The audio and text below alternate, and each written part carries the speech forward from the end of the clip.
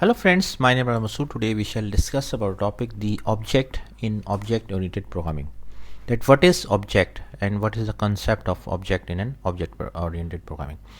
So friend, let's start. First of all, I will request to please subscribe to my YouTube channel and click on the bell option as well, so that many videos can reach to you, and also you can follow me on the Facebook page as well.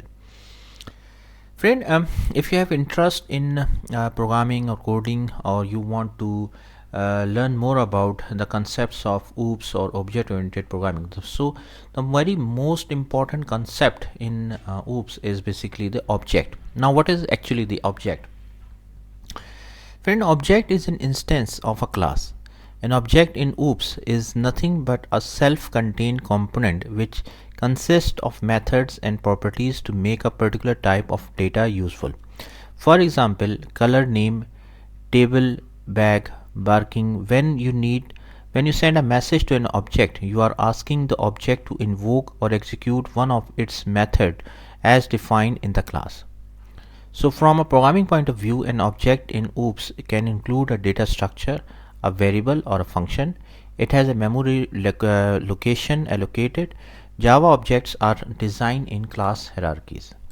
So first of all, we have to understand what is a class actually. Class are a blueprint or a set of instructions to build a specific type of object. It is basic concept of object-oriented programming which revolve around the real-life entities. Class in Java or object-oriented determines how an object will behave and what the object will contain.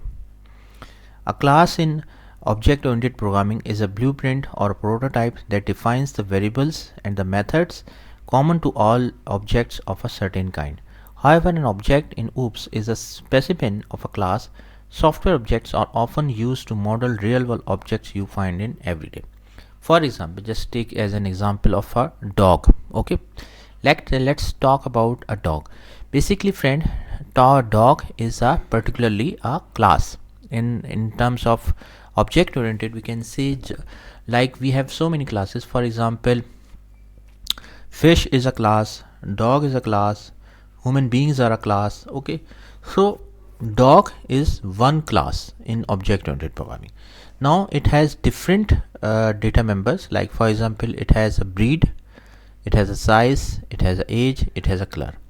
Okay, so these are the data members, and it has different functions, okay, or methods. What are the functions or methods? Dog can eat, it can sleep, it can sit, it can run. So these are the different methods or functions exist. Now based on the like for example, based on the data members, we can create different object of this class dog. For example, breed Nepetalin, size large, age 5 years, and color black. It has this object.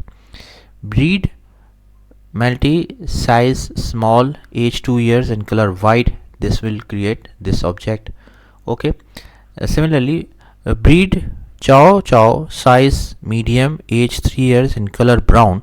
It will create this object. Okay, so based on different data models, different data, we can create different objects. See, all these three are the dogs, but these are basically an object of this class dog. Okay, similarly you can take, this is one example of an object. Similarly, take another example. For example, mobile phone is one class. So mobile phone is one class, and we can create different object of one class. Like for example, Samsung is an object of that class, another object. Nokia is another object. Okay, iPhone is another object. So based on different data, we can create different object of one class. Okay, so you can see from here, this is the object. These three are the object of the main class of a dog based on different data actually. Okay, now this was the conceptually. Now in terms of programming, see, we have a class. Like for example, it can be a class which has a field and method. Field means data members, and method means functions. Okay, for example, what is its breed, what is its age. So these are the fields. And methods, like it can run, it can sleep, it can eat, etc. So these are the methods or functions of a class. Similarly, we can create class for dog, we can create class for mobile phones, we can create class for fish, etc. So based on the real world scenario, we can create different classes. Okay, now each class we can create object of that class, like class, this is the class. Okay, like class name and different fields and different methods, and this is the open bracket curly bracket, and this is the close bracket. So that means the scope of class will start from here and it will end here, and this is the class name here. So it has a field and it has a method. Now this is the class, simple object example of a class, and we can create different objects of different classes. For example, class name here, is the dog. So dog reference variable is a new class. Like for example, you can say dog chow chow is equal to new class name.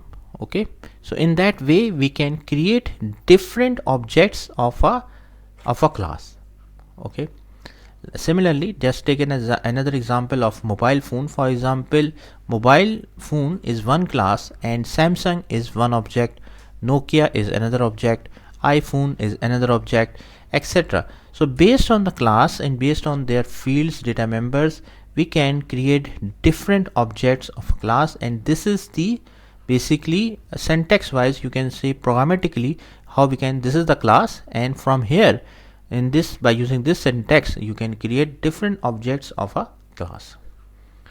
So friend, thanks a lot for watching the video. I hope you like this video. If you like it, please share it with the friends and colleagues, and thanks a lot for watching the video.